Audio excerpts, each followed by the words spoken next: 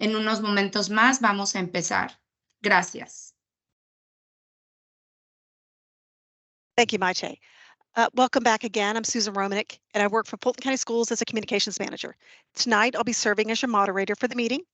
And joining us tonight will be Brandon Gaskins, Chief Academic Officer, Tarika Peaks, Executive Director of Operational Planning, Brennan Stearns, Coordinator of Planning, who is monitoring our chat room, and Maite Laura, who you just heard, who is our Manager for District Language Services.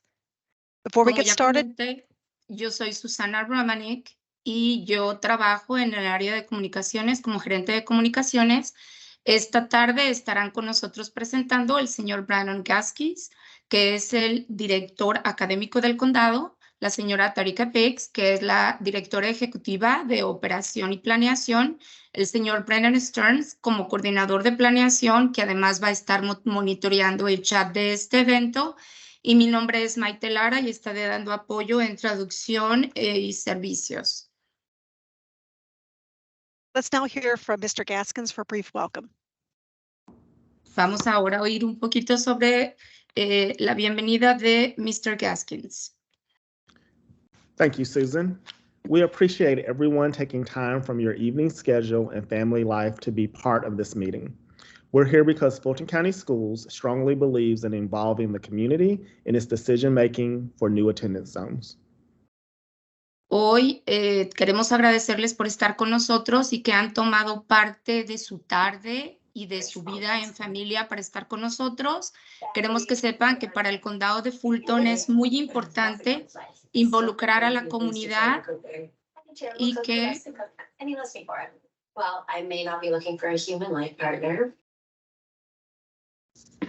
Perdón, involucrar a la comunidad. Can we please ask others to mute themselves just so we can hear our presenters? Thank you. Es importante para nosotros involucrar a la comunidad antes de hacer esta redistribución escolar. And this includes helping you feel informed and knowledgeable about the process. Part of the reason we are here is due to the opening of the replacement S.L. Lewis Elementary School. Es muy importante que ustedes se sientan incluidos e involucrados en este proceso y en esta toma de decisiones. Y en gran medida estamos aquí porque va a haber un reemplazo de la escuela San Luis Elementary School. Whenever a new school opens, it gives us the opportunity to adjust neighboring school boundaries so that enrollments are balanced. This can be an exciting time. You and your children can share your voice and be part of creating something new for our community. Siempre que nosotros abrimos una escuela nueva, tenemos que estar seguros que todos los bordes y todo alrededor de la escuela atienda a la escuela que realmente le corresponde. Esto puede ser un proceso muy emocionante para usted y para sus hijos y queremos que formen parte de esta nueva comunidad.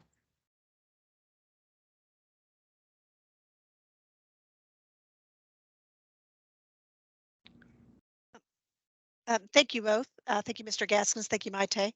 Before I turn things over to Ms. Peaks, I want to share some announcements and general ground rules that will guide our participation tonight. As a reminder, tonight's meeting is about the process. It is not about maps or neighborhood impact. This meeting also is being recorded and it will be posted to the Redistricting website if you'd like to review the information again.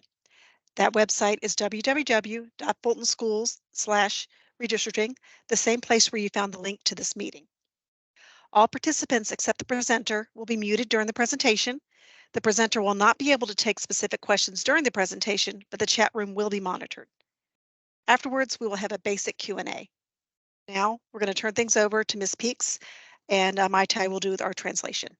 Antes de que empecemos y pasemos el micrófono a Ms. Peaks, solamente me gustaría decirles que esta reunión está siendo grabada y va a ser posteada en el link que hace unos momentos se puso en el chat. Como recordatorio, todos los participantes van a estar en silencio, con excepción del que está presentando. Y también es importante que sepan que esta reunión no tiene como objetivo presentar mapas, sino simplemente proveer la información y recabar su información. El presentador no va a tomar preguntas específicas durante el proceso de la presentación, pero al final se va a dar la oportunidad de que usted haga preguntas específicas en una sesión de preguntas y respuestas. Ahora vamos a darle la palabra a Ms. Peaks.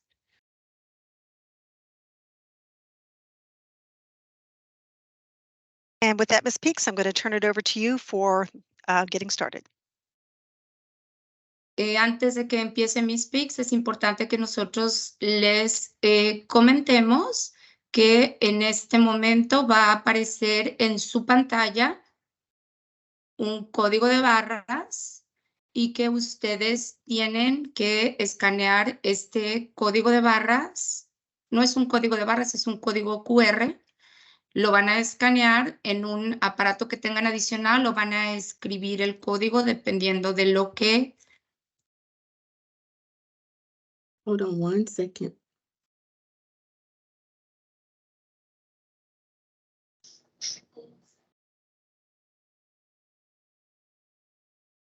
And just so everybody knows, this is Brennan. There have been a couple of questions in the chat about the link coming soon. I assume that's for translation. That is coming soon. That's actually what's going on right now, correct? En este momento está viniendo la traducción. Ustedes tienen que escanear este código de barras si es que a ustedes les interesa tener esto en un idioma diferente, en un aparato adicional. Continuamente en el chat se va a estar poniendo este código de barras en caso de que ustedes no hayan tenido la oportunidad de tomarlo en un principio. Por favor, es momento de que ustedes lo escaneen antes de que empecemos nuestra conversación.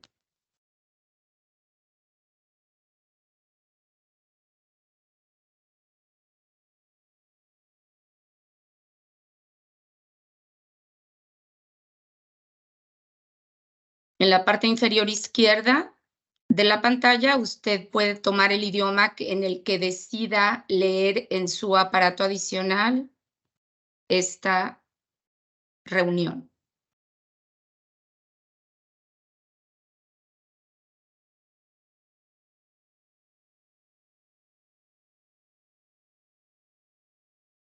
Good evening, and thank you for joining us to learn about the redistricting process. My name is Tarika Peaks, and I am the Executive Director of Operational Planning. And tonight I will provide information about how redistricting is conducted within Fulton County Schools. In 2017, the board instituted a procedure to fully engage the community in the redistricting process. The board procedure states that anytime we have not rezoned a community or school within 3 years, we are to conduct a redistricting one-on-one session. For the next few minutes, I will talk to you about the purpose of redistricting schools. We will review the policy for school attendance zones and look at some of the data elements and the requirements that are part of this process. We'll also go through the community engagement procedures. This is where community members such as yourself can have a voice in this process. Also, I will talk about some of the maps and the data tables that we will be presented at the community meetings. However, no maps or data tables will be presented tonight. We'll talk about what happens once we have completed the work, when the board will get involved in the process of notifying the impacted families. After the presentation, we will have a few questions. What is redistricting or rezoning? Those two terms are often used interchangeably. They mean exactly the same. Every residential address in our district is assigned to an elementary, middle, and high school. The process of redistricting is changing that assignment for various reasons. We look at what your current boundary is, assess whether or not we need to assign students to another school. It could be elementary, middle, or high school. And it possibly could be all 3 levels. Redistricting is the process of changing school attendance boundaries. When does redistricting take place? There are 4 instances in which the board will contemplate a redistricting. Typically, redistricting takes place when additional capacity is added to the district. Such instances include a new school opening or if major renovations or additions to a school are completed. Also, when a school closure or consolidation is done. Rezoning is also an option when there is an imbalance in enrollment.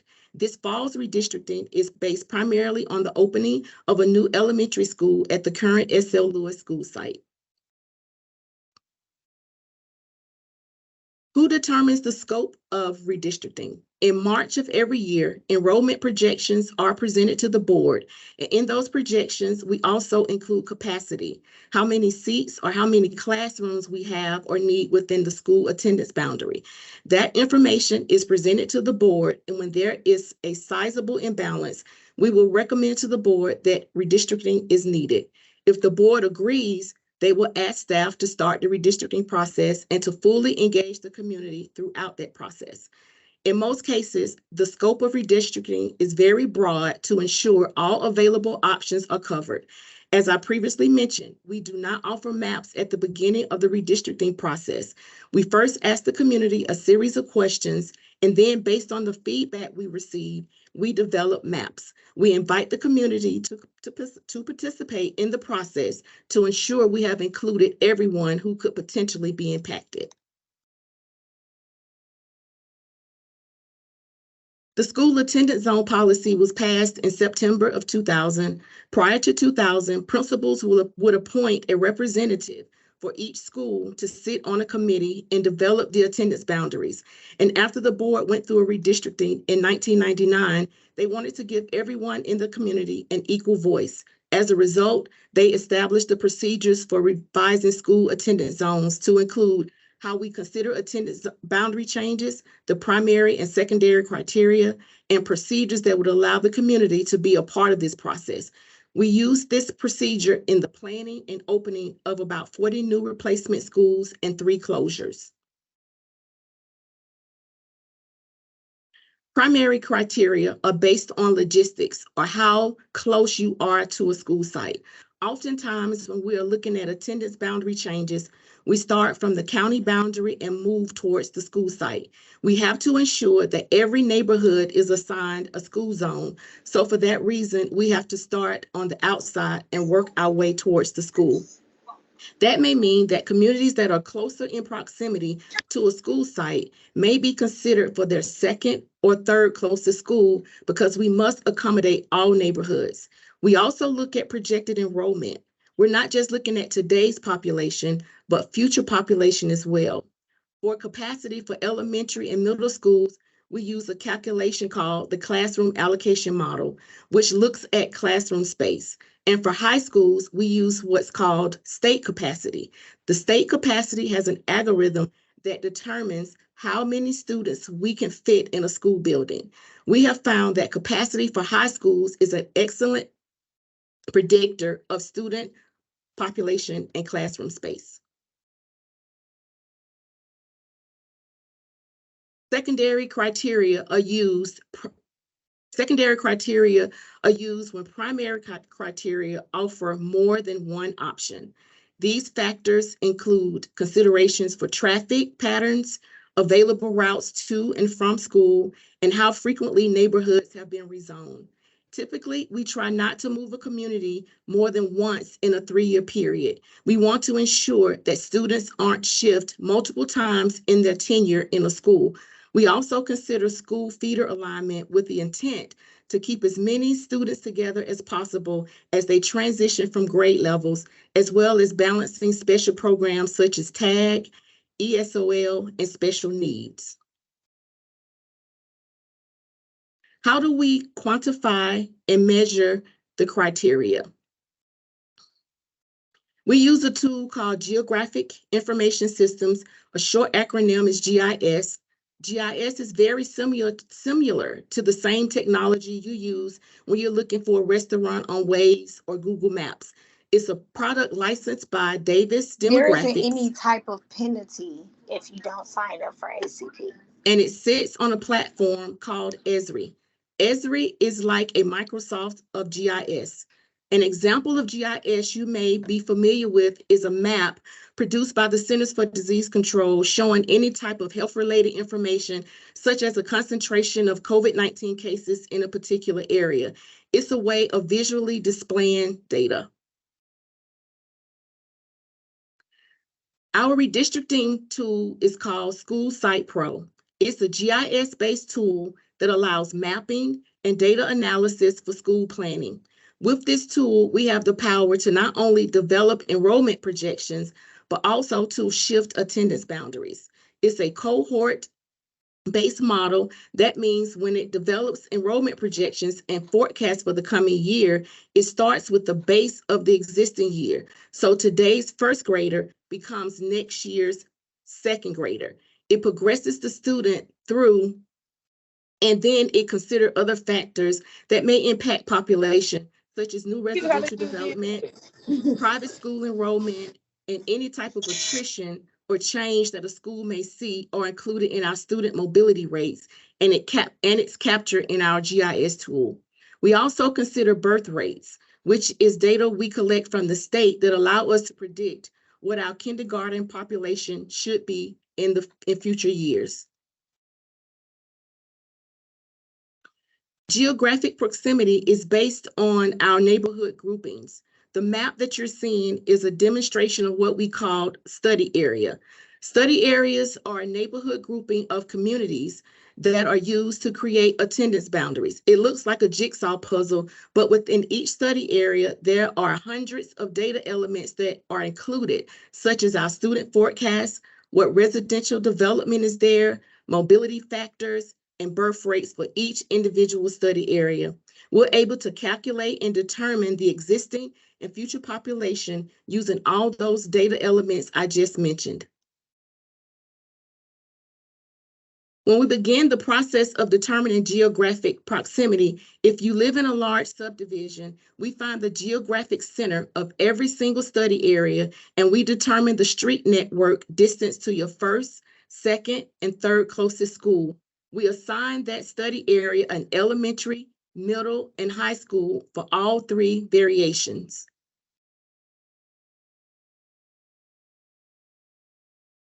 As you can see, the lines are indicators of what a route would look like for each unique study area to a school site.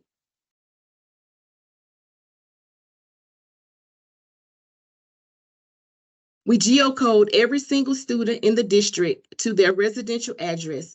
Let's say your student is on a hardship or a magnet student or attending a program based on an IEP.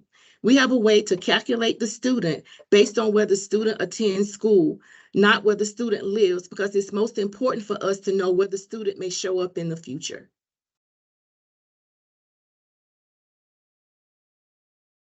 Our forecasting methodology. We have the existing student data. We want to figure out the basis before we even begin redistricting. How many students we have today and how many students we will have in the future. We begin with our geocode and we take into consideration other things such as our pre-K classes and out-of-zone students. Those are our hardship and magnet students. Charter schools, some of our charter schools begin at kindergarten and they sunset at grade 8. We want to ensure that we calculate whether those students will return to our high schools. Our mobility factors include the variations of those students coming in and out of the district. We also consider residential development. We work with municipal planning departments to track residential development from rezoning to construction, and we acquired a third-party vendor that provides residential sales data. We're able to look at where homes are built, but also where they're being sold. We look at quarterly housing closings and determine where future students will come from. To predict future enrollment, we can geocode students in built-out communities to determine how many elementary, middle, and high school students will be generated from those communities, as well as new residential development. We also look at historical data, things such as our regional data model. It tells us by grade what our mobility across the district is for each region. I mentioned birth factors. They help us predict our kindergarten population. Mobility factors are the in and out migration of students entering the district from private school and compulsory age of students who enter Fulton County Schools at 6 years old. All those factors go into our preliminary forecast that determines how many students we anticipate, not just for the next school year, but for 5 to 7 years in the future.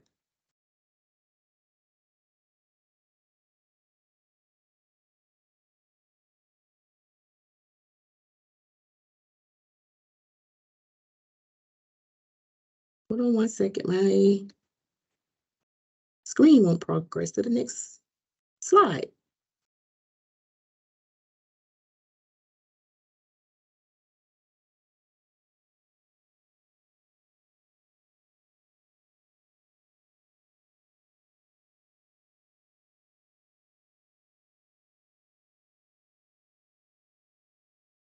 Trika, is there anything else we can do to help you? There we we go. are.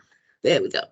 You may ask, how accurate are the enrollment projections? Prior to COVID-19, we have been significantly accurate in our enrollment projections. You can see our standard is plus or minus 1% accuracy across the district. COVID-19 impacted enrollment projections 2 years in a row.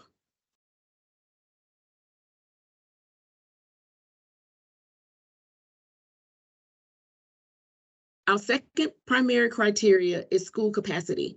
School capacity is based on classroom space at the elementary and middle school level. We look at the number of classrooms within each building, but we also take into consideration what are the instructional needs of the students. We look at how many students will be in the building, not just today, but in the future, and the program needs such as TAG, ESOL, special education, and remedial education. To give you an example of how this works, we have a sample school. This is Dunwoody Springs Elementary School, which is in Sandy Springs. This is old data, not today's data. We look at their enrollment projections. We look at what their enrollment projections is on the 20th day.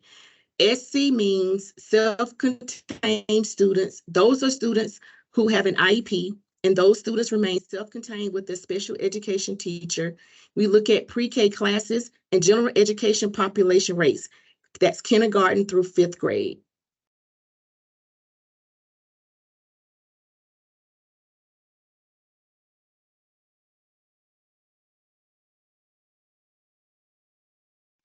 We look at their enrollment projections, and then using our average class size or student to teacher ratio, we determine how many general education classrooms we need to meet the general education population. So you can see in this model, we need 23 classrooms for those students in grades K through 5.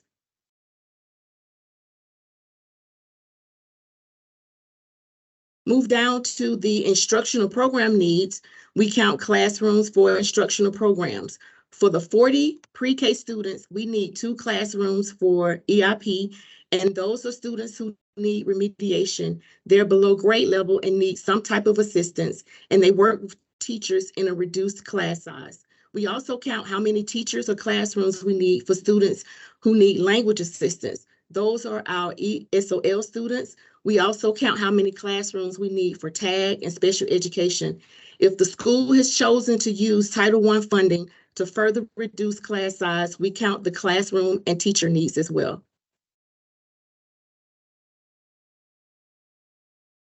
We also have what we call constants. These are our classrooms that are the exact same across every single school. These are art and music classrooms, computer labs, as well as our teacher planning spaces. We want to provide a place where teachers can collaborate and plan together. So every single classroom, every single elementary school is given 8 classrooms as their constants. If you add those classrooms, it gives you the grand total that we need of 50 classrooms. Dunwoody Springs is one of our older prototypes and has 55 classrooms based on the classroom need, which is 50, and the supply of 55. There are 5 empty classrooms within the building. A negative means there's excess space within the building and the school is underutilized. When there's a positive, that means the school is overcrowded and probably either has portables or the principal is very creative with some of their instructional space. Our neighborhood study areas are the puzzle pieces or building blocks of attendance boundaries, and we use those pieces in this process to develop alternatives for our redistricting options. We want to also consider future schools. So we'll be looking at not just where schools are today, but any future new schools. As I mentioned previously, how many times a neighborhood has been rezoned is a consideration. So if there's a new school coming, we want to take that into account so we're not shifting communities multiple times. We gather feedback from the community on the secondary criteria and our attendance boundary alternatives and draft plans and present a final recommendation to the board. Community engagement. How will the meetings work? All 3 meetings will begin with the presentation, and the presentation will basically contain the exact same information. We will start in a large group, and after the group presentation, we'll break you into small groups with a trained facilitator who will be working with the community to collect feedback from staff. We do this process whether we're redistricting elementary, middle, or high school, or whether we're in any of the 3 regions in the district. It gives everyone an equal voice and equity in the process. Small communities are heard the way that larger communities are. Everyone has an equal voice, and we keep all feedback focused on the criteria. Again, the focus of the meetings is solely on the criteria. Any comments related to race or ethnicity are federally prohibited and will not be collected as a comment during the process. The board has not indicated that we should look at home values. So if a comment is related to a school change impacting home values, facilitators will not take those comments. Only comment related to what the board has identified as important when setting attendance boundaries will be considered. Our facilitators are the district's assistant principals, counselors, and social workers who are objective participants. They have no vested interest in the process, and they are only charged with gathering feedback. They will only consider input related to the criteria. We are committed to receiving and considering all appropriate feedback during the redistricting process. Keep in mind that every community may not agree as changes are considered, so we have to balance multiple perspectives. In a small group discussion, we ask them the opportunity to speak and share their feedback. The agendas at each meeting will have a QR code. You can submit questions online during the redistricting process. At the first meeting, which is round 1, study area maps will be presented. Redistricting options presented at the meeting. After the general presentation, we break out into small groups and the discussion will be based on the criteria. We also provide an opportunity for parents who cannot attend the meetings to be engaged in the process. Parents will be able to go to the district's website and answer the same questions on an online form, and their feedback will be considered. The online form will be available for 3 days following each meeting.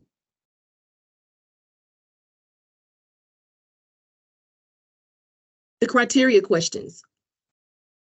The first question, in terms of factors such as natural geographic barriers, homeowners association, shared amenities, common areas, youth teams, or events, what neighborhoods should remain together and why? The why is important. The why would be we share a common Girl Scout team, or we have a shared swim and tennis court. We need to know what connects the communities. The second question, traffic concerns. What type of concerns do you have that may impact the safety and timely transportation of students to and from schools? Such examples are left, right turns, railroad crossings, and the walkability of communities are all important factors. And we ask that you share that information during the small group discussions. Question number 3, are there any residential development trends or redevelopment in the area that may impact school enrollments? We work closely with our municipal partners, but if you live in those communities, you may hear about an apartment complex closing or a new single-family subdivision that is under construction. We want your area that may impact school enrollment. The fourth question, Have there been issues regarding multiple school rezonings in your area? Typically, we try not to change attendance boundaries for a community only once within a 3-year period. For instance, the recent attendance boundary changes that occurred in the southeast area of the district impacted middle and high schools. So we will not consider changes in those grade levels this year.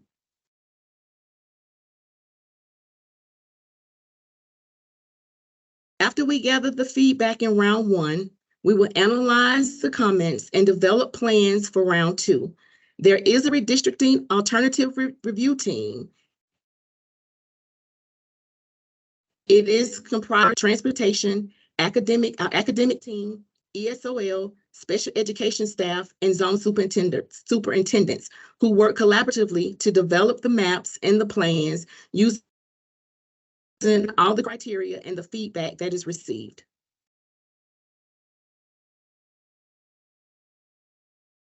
Meeting feedback versus meeting community feedback versus meeting online feedback. Meeting feedback, we collect meeting and online comments. All comments are considered in the process. The comments at the meetings are collected by our trained facilitators. Only appropriate feedback that has been vetted and related to the criteria will be accepted. They will be reviewed for appropriateness and published on our district's website. We will geocode and analyze the comments and invite them to the board. While we hope parents and community members' online comments are appropriate, however, sometimes they're not. Online comments are not reviewed for appropriateness and they are not published online. Often, online comments are duplicate form letters and emails, and all of those comments count as one because we want to give equal voice to all neighborhoods. For example, let's say you lived in a neighborhood that only had 20 homes versus a large neighborhood that consists of 300 homes. We want to weigh and evaluate how it's not a voting system. One comment that is more related to the criteria can outweigh a form letter that is received 100 times. Oftentimes, people will say, I didn't see my comment online. We do collect and share them with the board and they are considered, but we do not publish them online.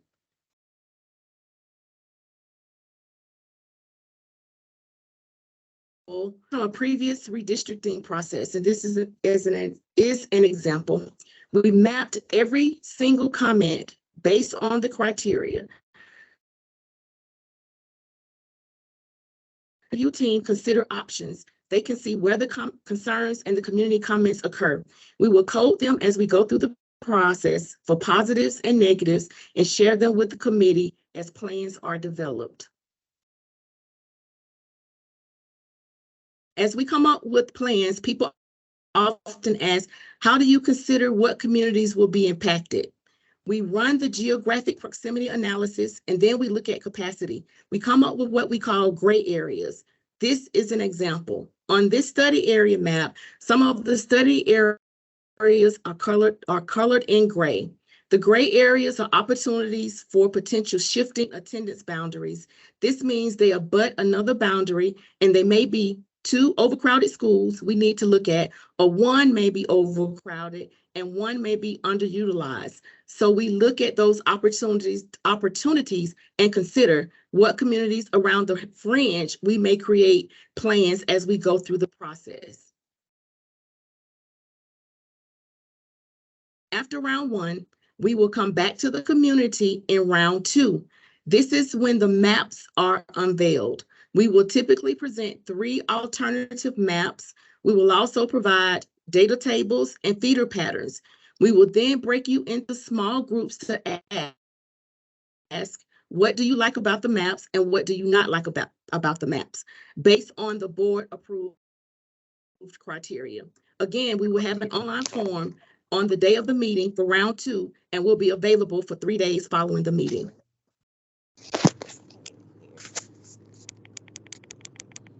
Here's an example of a map that would be presented. This is a map from a previous redistricting. The black line shows the existing boundary and the change in colors shows the alternative plan.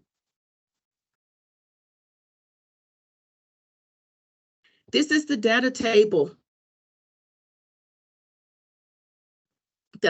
We will provide all the information based on the current attendance boundaries. What our state capacity is, what our enrollment is, and how many classrooms.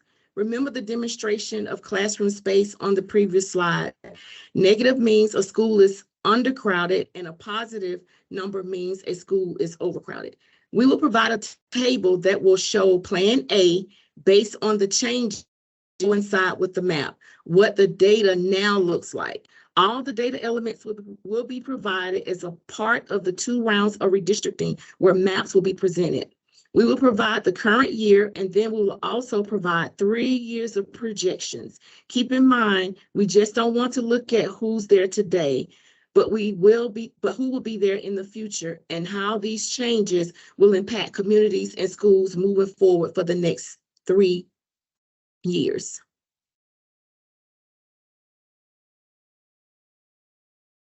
After round 2, we'll take your feedback and analyze the comments and develop a draft plan map. Round 3 in consultation with the administrative review team. In round 3, we will provide 1 map, a data table, and feeder patterns. We will break out into small groups after the general presentation and ask you again, what do you like about the map? What do you not like about the map?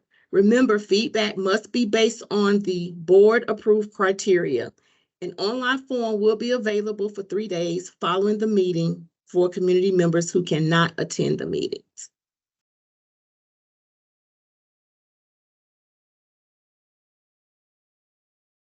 After round 3, we will review the comments and feedback and develop a final recommendation. Parents and communities will often ask, when will I know if I will be impacted by redistricting? If you have not been a part of any change that was presented in rounds 2 or 3, then you are safe. If you have been in a plan in rounds 2 or 3, but you were removed from round 3, you could come back in the final recommendation after round 3. After round 3 is the only point at which a community could consider itself not impacted by redistricting.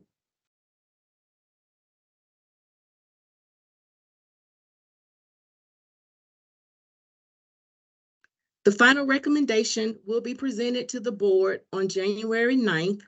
The board has the option to select or adjust the final recommendation that staff presents, and the adjustment will occur during the board meeting.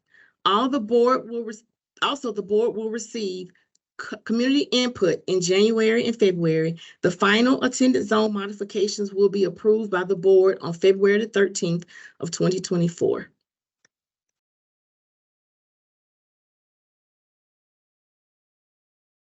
The approved attendance zone changes will go into effect in August of 2024. Students and families affected by redistricting or impacted by redistricting will be notified in March of 2024. The district's policy includes a grandfathering clause. In the 2024 school year, for example, if an elementary school student will be going into their highest grade, which is the 5th grade, the student has the option to remain at their current school. However, the parents must provide transportation. Grandfathered students' transportation is not provided by the district.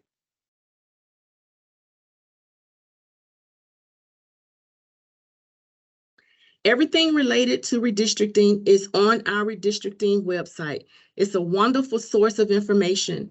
If you cannot be a part of the in-person meetings, you can stay engaged and participate through all the online resources. All the maps, the plans, and the data elements will be posted on the redistricting website. We also have FAQs and question and answers that will be available on the district's website. You can scan this QR code to get to Fulton County Schools website or go to fultonschools.org/redistricting. We have 3 community meetings scheduled this fall. The first community meeting will be held October the 11th, followed by November 2nd, and the last meeting on November 30th. All the meetings will be held at McNair Middle School from 6 to 8 p.m. We hope you plan to attend and share your feedback for this fall's redistricting process.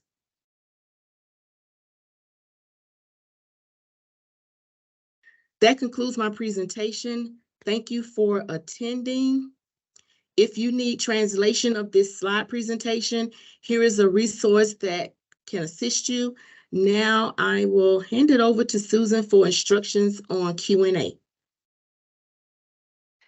Thank you, Tarika. And that was a lot of information. I think we can all agree that was a lot of information to take in. So it's perfectly reasonable to want to listen to a recording and take it all in again. The more you learn, the more you can become involved with the meetings once they begin in October. We'd like to remind everybody that this meeting is being recorded, and once it's completed, it will be posted to the redistricting website. We've given the address several times. We'll give it again. It's www.fultonschools.org/redistricting. Just look for the South Fulton redistricting section on that website. Once this meeting is complete, we will download it and get it up there as soon as possible. As Tarika mentioned, this is not your only opportunity to be involved. We have those meetings that are upcoming in October and November, and go there for those dates and times. And I'd like to now open the floor for anyone wanting to ask questions about the process. Brendan and I will moderate and see if we can get you some questions answered, but please remember that it is about the process, not the details at this point. Thank you.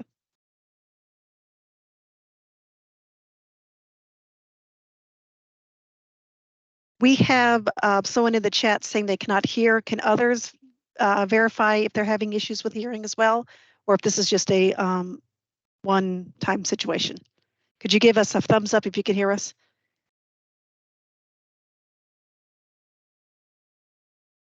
Okay, I see at least one. Anybody else with thumbs ups? Okay, so there are people who can hear us, so it might just be a situation with the settings on that computer. Okay, I see some hands. Does that mean we want to raise our hand to speak, or is that just a thumbs up? I saw Mr. Maloof with his hands up. Okay, we see that there is a guest named Eden. I'm going to attempt to unmute you. Yes. There you are. Thank you. Please go ahead with your question. I guess my question is, well, it's not really a question, more of a statement. I know that they're talking about maybe redistricting, but I think the bigger problem is what are we gonna do about getting teachers? Will that help with having more teachers, classroom size? Because like right now, my daughter, she has a sub for a teacher. So will that help by us doing rezoning? Aquí estamos preguntando acerca y estamos hablando acerca de la redistribución escolar, pero mi pregunta es, ¿qué va a pasar con las maestras? Mi hija en este momento tiene una maestra sustituta en el salón, y esta redistribución va a ayudar a que tengamos maestros.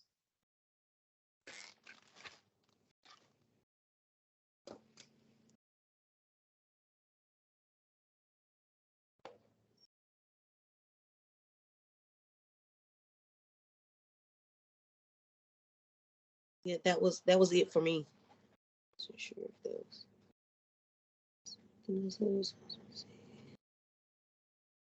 So Ms. Eden, good evening. My name is Ingrid Huff. I'm the Deputy Chief Operations Officer for the district. I just wanted to provide insight on your question. So we anticipate having adequate staffing. Sometimes there are processes around hiring that are a bit challenging, but this redistricting will not have any impact on staff. We will continue to staff our schools at the same student to teacher ratio, even with the redistricting in the future. Buenas tardes, mi nombre es Ingrid Hoff y yo soy la directora del Distrito de Operaciones y Planeación. Y quiero decirle que cuando hacemos una redistribución y siempre que estamos en un proceso de contratación de personal, nos enfrentamos a diferentes retos, pero nuestra idea es poder seguir ofreciendo maestros con el mismo número de alumnos de tal modo que puedan aprender y, por supuesto, seguiremos en el proceso de contratación de estos maestros.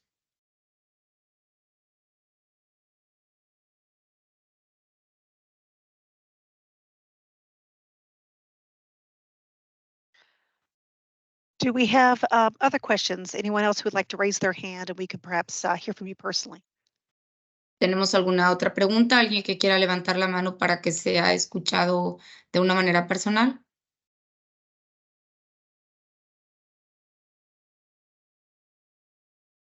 Okay, it looks like we have a question from Ms. Leisure. Ms. Leisure, if you'd like to ask your question.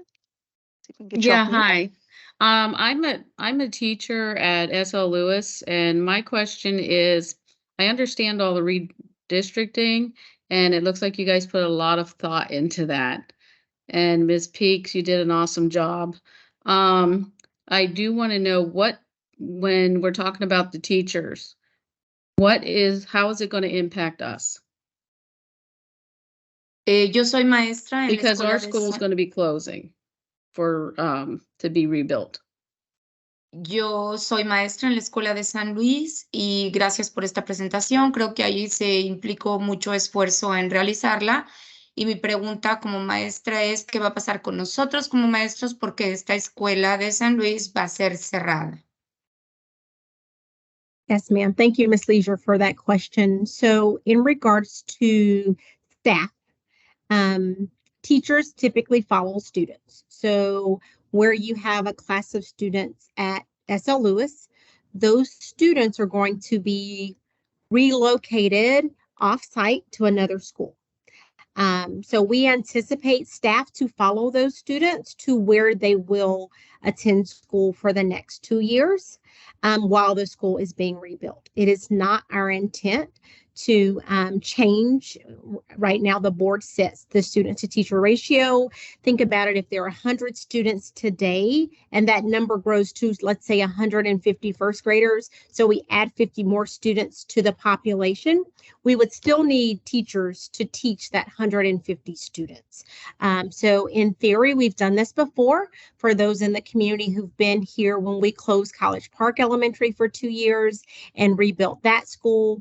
When we replaced Asa Hilliard, which was Mount Olive Elementary School, we went through a similar type of redistricting, closing type of consolidation. The teachers were all placed within the zone and they all followed the students for the most part.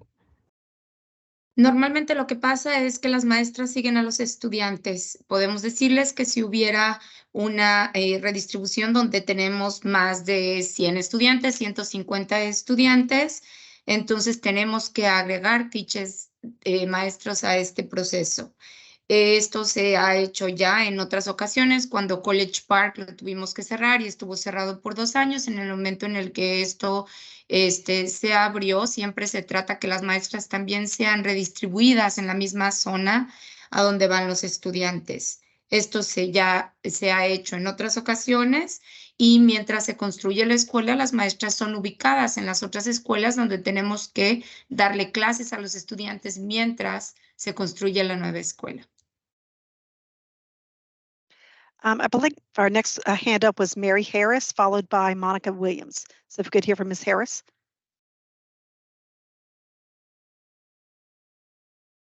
Ms. Harris, are you able to ask your question?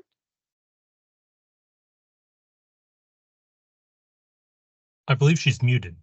Okay, I'm trying to unmute her if that would be able to. Are you able to unmute yourself, Ms. Harris? I'm trying to unmute you as well. See if this works. Technology.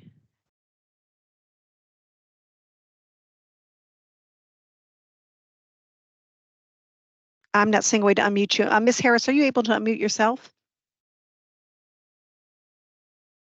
Or if you prefer, could you type your question in the chat and perhaps we could read that for you? So as Ms. Harris, there we are. There you go. There we Sorry. are. Very good, thank you. My question is in the next meetings, there seemed to be that you have to be present to be a participant. There will be no virtual connection in the next couple of sections ahead. Todo parece indicar que en las siguientes reuniones tiene uno que estar presente en persona para poder participar. Mi pregunta es, ¿no hay la oportunidad de que esto se haga virtualmente?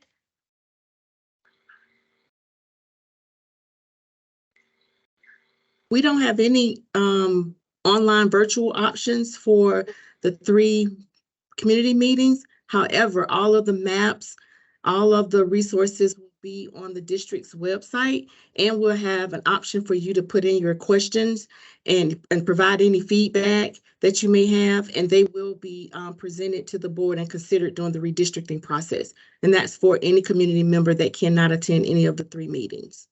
Okay, No. thank you. No tenemos contemplado el que se haga ninguna reunión virtual de las siguientes 3 reuniones. Sin embargo, toda la información, los mapas y todo lo que se hable en cada una de estas reuniones estará posteado en el website y ustedes siempre tendrán la oportunidad de hacer los comentarios que tengan que hacer dentro de este mismo website y todos esos comentarios serán evaluados. I believe our next question was from Monica Williams. If you'd like to ask your question.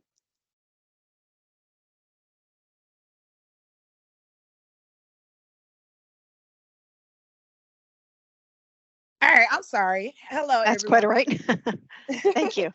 There you are.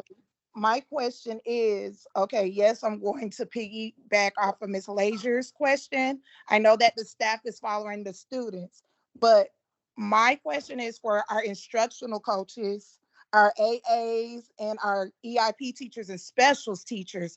Are they going to be placed back in the classroom, or those positions are going to be available to them still? So that's what my question is. Mi pregunta es, ¿qué pasa con los maestros que no son maestros directamente del salón, sino que son maestros en áreas especiales, que trabajan con maestros de educación especial?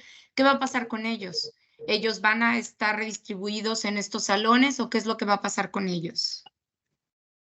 So, Ms. Williams, I just want to remind the community as well as all the participants on tonight's meeting. The purpose of tonight's meeting is to talk about the basis and the criteria for redistricting. This is just to level set and answer questions about the process.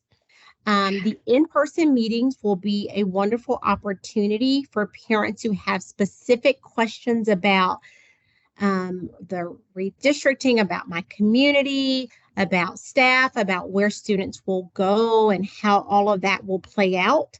In that actual forum, we will have staff on hand to be able to help assist in answering questions for parents, for staff if they want to attend. But the purpose of tonight is just to explain the process before we start.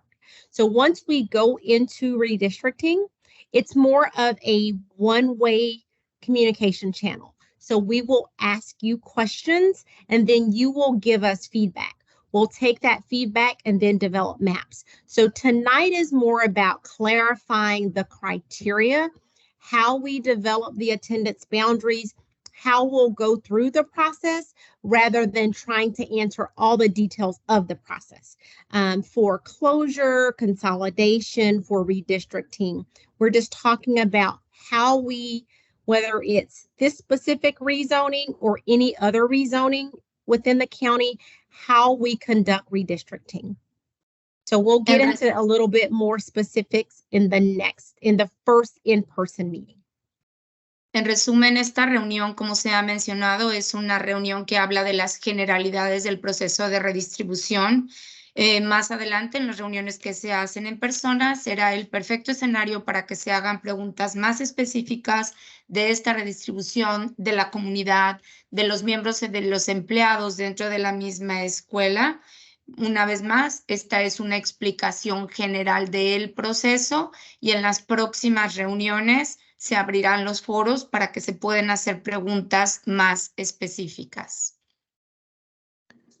I'd like to, Susan, if you don't mind, I'd like to piggyback on Ms. Huff's comments. Again, this is Noel Maloof. I'm our Chief Operations Officer. I'm sorry, I'm having camera trouble, so I won't be able to get it to turn on. But let me just piggyback on that. Staff will also have plenty of opportunity to work with all of our areas, whether that's HR, academics, or our team in operations through the process in separate venues. Also, until the plans are made and done, there's a lot of questions that will not be answered about where teachers will go. And it's important to follow along the process, let that play through, and then we will spend plenty of time with staff to make sure that we are taking care of everybody and make sure that we are answering all those questions. So again, we encourage you to be part of the process, but until everything's done and we make final solution discussions, that process for HR pieces will not happen until that's done. Me gustaría tomar y retomar la respuesta de Ms. Hobb y volver a decir que mientras se avance el proceso, más adelante, entonces se tomarán decisiones específicas de la redistribución del personal. Es importante que se sepa que todas las áreas del distrito escolar se toman en cuenta, el área de recursos humanos, el área de operaciones, el área de planeación, y de una manera conjunta se decide qué es lo que pasa con el personal en el momento de la redistribución. Esto es un proceso y se seguirá este proceso también internamente. Hi, I have a question.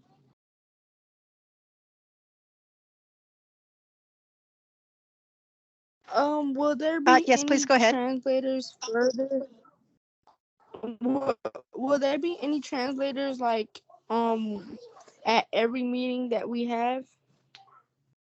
Yes, we will have translation services at each meeting, each community meeting. La pregunta es si habrá intérpretes en cada una de estas reuniones. Sí, sí habrá intérpretes en cada una de estas reuniones.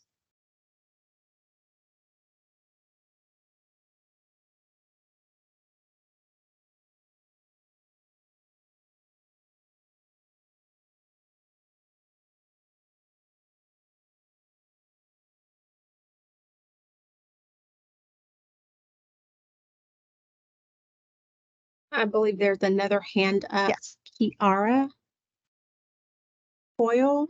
I may be pronouncing your last name incorrectly. I'm sorry. No, it's Coyle. Just for clarification, so the redistricting that we're doing like right now that's in the work, so will it be like SL Lewis isn't closing, or will it still be the same as if SL Lewis is opening? I just want to make sure I'm understanding this, or is it going to be something that has to be redone after the new school is rebuilt? Mi pregunta es solo para aclarar, ¿la escuela de San Luis se va a rehacer, se va a volver a construir, se va a cerrar, o cuál es el proceso?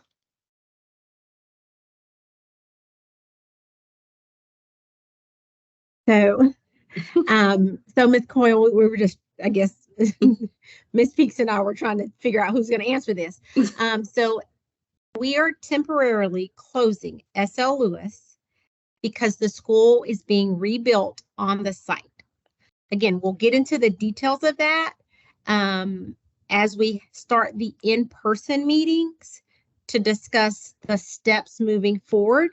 However, I will, Ms. Peak spoke about this. Part of the policy says that we cannot impact families more than once in a 3-year period.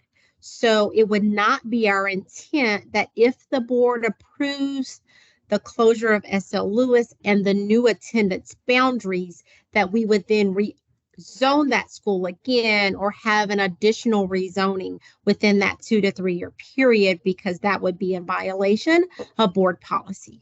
So it is expected that once the boundaries are approved, if the board moves forward with the rezoning, then that would be the attendance boundaries for the new school.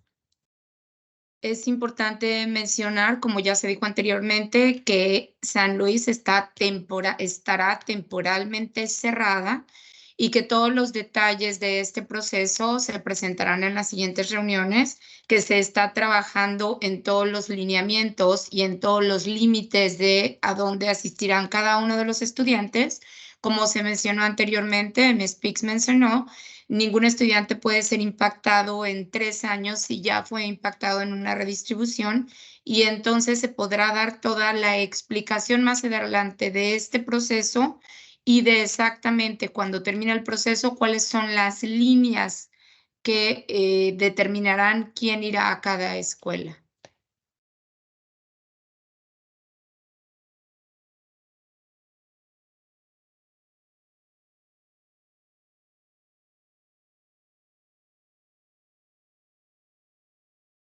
I'm not seeing any more hands raised. There have been some questions in the chat that Brennan has been answering. But at this present time, there are no hands raised to speak out loud. Hi, I have a question. Oh, please go ahead. Will there be any transportation? Mi No, pregunta es si habrá transportación. no, transportation is not provided for the in-person meetings. Not provided by the district.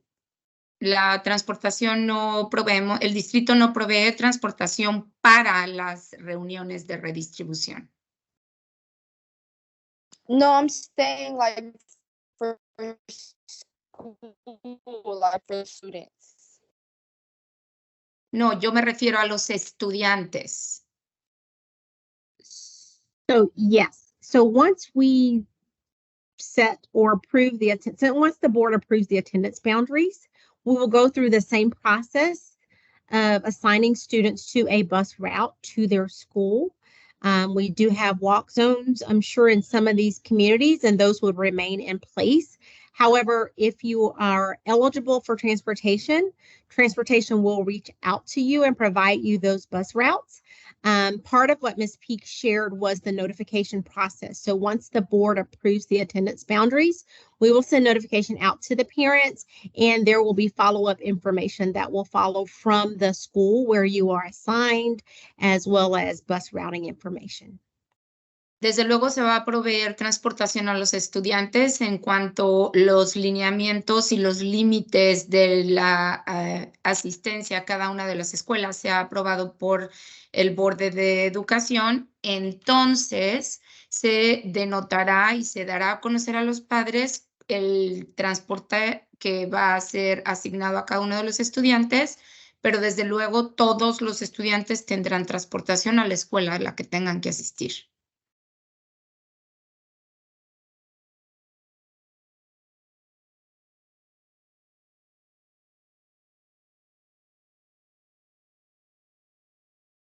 So I saw a question in the chat that I just wanted to answer. We typically do not identify which schools will be impacted. However, we just went through a rezoning in South Fulton. It was in this area for middle and high schools. So for any elementary that was not included in last fall's redistricting effort, those are communities that could be impacted. We try to encourage families, communities, schools to stay abreast. Even if you don't attend the meeting in person, it's important for you to follow the process. So the redistricting website will be a wealth of information to provide you, what's going on in each of the meetings. The presentation will be posted, the maps will be posted, but we do ask parents to not check out. So if you don't see your community impacted in meeting 2, do not assume that you are safe and potentially not included in the rezoning, because you potentially could be added based on feedback that we receive in round 3.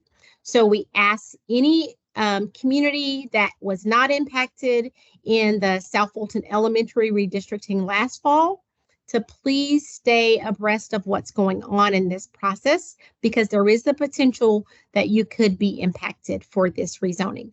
Now, we'll say we anticipate with Conley Hills Elementary School opening in the fall of 25 to do an additional redistricting next fall for the opening of that school. So for any community that potentially could be impacted by that redistricting, next fall, you would not be a part of this rezoning, because again, we do not move families multiple times. So we really can't identify which schools, but For the most part, we're looking schools to the east of, I think the last school that was impacted was Liberty Point, and south of Conley. I would just, stay abreast to make sure that you're not a part, or if you are, you know what's going on in your community and if you are potentially impacted in the redistricting. We do not anticipate any changes to middle and high schools. We've already gone through that redistricting process last fall, and we are not looking to alter those at all in this process. Como ya se ha mencionado anteriormente, todavía no tenemos todos los límites que tenemos que tener para esta redistribución escolar. Sin embargo, es importante que mencionemos que si alguno de ustedes fue impactado en la redistribución escolar del otoño pasado o del año pasado, este año no tendrán un impacto, o esta vez no habrá un impacto en esta redistribución escolar. Sabemos que le pedimos de cualquier forma que esté checando nuestro website y que esté checando cada una de las reuniones, la segunda, la tercera. El que no haya un impacto para su comunidad en la segunda no quiere decir que no vaya a haber un impacto en la redistribución en la tercera reunión. Por favor, siga de una manera muy cercana la información de todas nuestras reuniones. También se anticipa que para el año del 2025, con la construcción de la nueva escuela de Conley Hill, se haga una redistribución, pero es importante que sepa que si en este momento su comunidad es parte de esta redistribución, no será impactada en la redistribución que se haga con la construcción de Conley Hills. También es importante que tome en cuenta y considere que el año anterior, el año pasado, se hizo una redistribución de las escuelas medias y de las escuelas secundarias posteriores, las preparatorias. Este año no se contempla que dentro de esta redistribución se haga ningún cambio en ninguna escuela media o superior.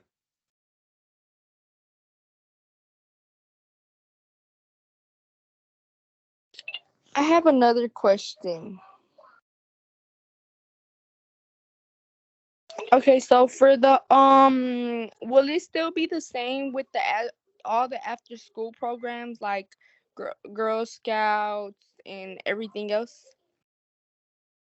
Mi pregunta es si todos los programas que se tienen dentro de la escuela para como actividades extracurriculares seguirán siendo las mismas.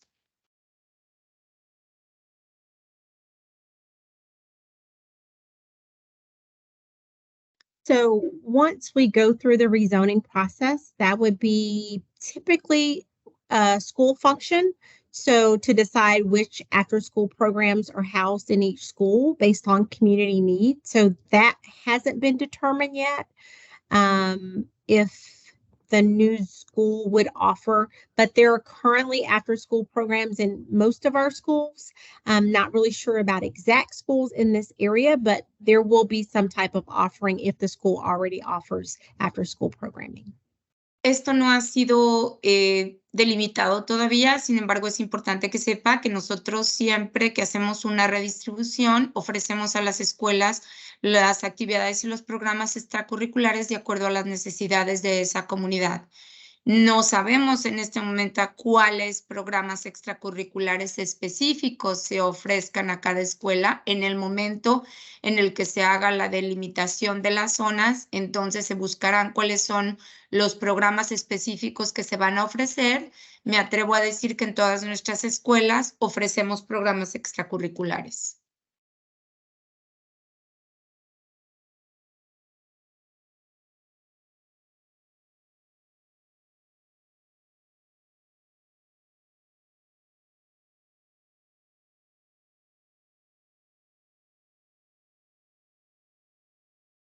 Again, I am looking through the chat and presently there are no hands raised for questions. Would like to open the floor if anyone else has any more questions. If not, we can close the meeting. But certainly we want to stay around and answer questions as they're important to you. Si no hay ninguna pregunta, no veo ninguna pregunta adicional en el chat. Creo que podemos concluir. Sin embargo, estaremos aquí unos momentos más si alguien de ustedes tiene alguna pregunta que hacer.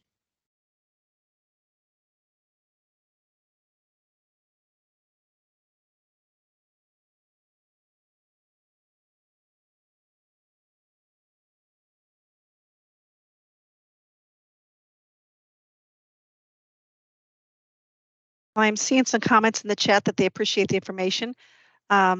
Sometimes that is usually the sign that we have answered many of the questions that were asked tonight. We are reminding folks that this meeting is being recorded, and as soon as the meeting is over, I'm going to do my best to get it uploaded tonight, so it'll be there should you decide to watch it again. And also at our redistricting website, you can find the dates and times for the upcoming forums that start on October 11th at 6 p.m. at McNair Middle School. Gracias por participar con nosotros. Vemos que ya no hay más preguntas. Les recuerdo que esta reunión ha sido grabada y más tarde voy a hacer todo lo posible porque sea postado en el website. Y los vemos en la siguiente reunión el 11 de octubre en la escuela de McNair a las 6 de la tarde.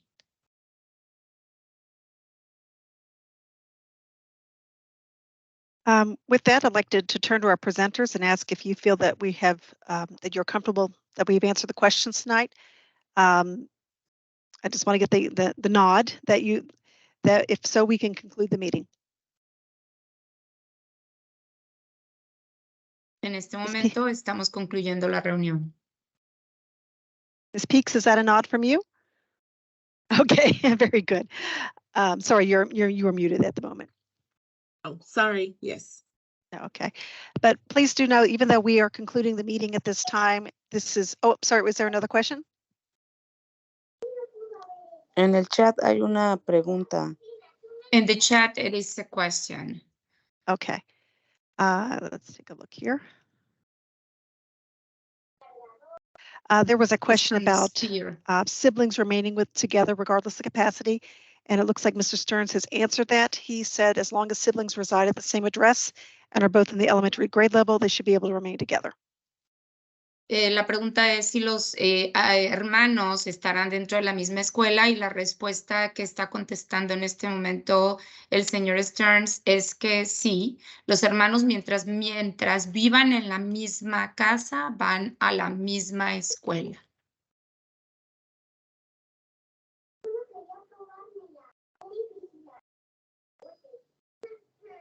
Okay, with that, I think we are going to call this meeting to a close. We've had a lot of very good questions tonight. This is not your last opportunity to engage with us. We do, as we've mentioned, they have meetings that begin October 11th from 6 to 8 p.m. at McNair Middle School. That is an in-person meeting, although there is an opportunity for online comment after the meeting. So we do ask that you please join us. Please spread the word to your friends, your family, your neighborhoods. The more involvement that we have, the better this process can be. Susan, is another question in the chat in Spanish, and it say if there's any additional information sobre any other actions that gonna have the 6th graders beside McNair, please. Is any other action for 6th graders beside McNair? No hay ningún cambio. En este momento, como se mencionó, Ms. Hoffman mencionó anteriormente, no se hace una redistribución de las escuelas medias, de las secundarias, no se hace redistribución, solamente escuelas primarias. For others who are listening, I believe the question was whether or not there will be impact to 6th graders and middle schoolers. And if we've understood the question correctly, we have already rezoned for, excuse me, for middle and high schools within the last 2 years. So at this time, we are looking only at elementary schools. Sí. Yes, como se contestó anteriormente, es solamente para escuela elemental primaria, la escuela secundaria o escuela media. Se hizo una rezonificación el año pasado y no es parte de esta rezonificación.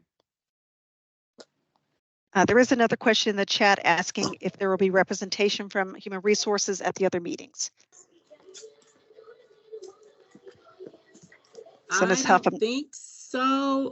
Ingrid, do you have any input or thoughts on that? So we will confirm with Human Resources whether or not they will be able to attend. Typically, they do not attend redistricting because the redistricting process is for the community to set attendance boundaries. It's not really a staff function. Staff are invited to attend as residents because the purpose of the meetings is to discuss the attendance boundary, not really HR personnel issues. We do have zone superintendents who are engaging staff at schools about the process right now. So if staff has not been to your building yet, they will be there very shortly. So HR is not typically a part of redistricting. This is a community process to revise attendance boundaries. La pregunta fue si habrá personal de recursos humanos en la siguiente reunión. Ms. Hove está respondiendo que se va a aclarar esta pregunta con recursos humanos, pero definitivamente se está hablando con todo el personal de cada una de las escuelas y se va a hablar con el personal de cada una de las escuelas afectadas por parte de los superintendentes de zona y por los responsables de cada área de recursos humanos.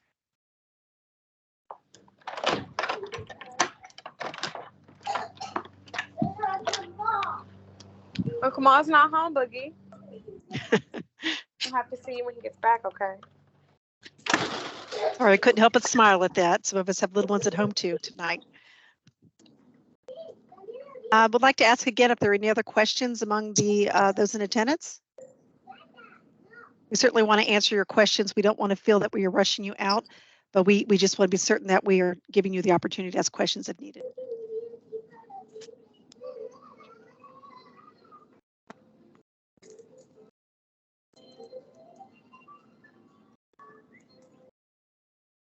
Okay, based on that, I'm sorry, please know that you can stay engaged with us. As I keep mentioning, the web address is the best place to find information and to engage. That's www.fultonschools.org/redistricting. The time is now 7:18. We appreciate you being a part of this meeting. This was the one opportunity to do an online meeting, but please come to the in-person meetings and be involved. Those start October 11th as the first one, 6 to 8 p.m. at McNair Middle School. With that, I'm going to close the meeting, and I thank you all for coming, and thank you to our presenters tonight. Esto cierra la reunión. Gracias por estar con nosotros. Gracias por haber asistido a la reunión y nos vemos en la próxima reunión de redistribución. Gracias.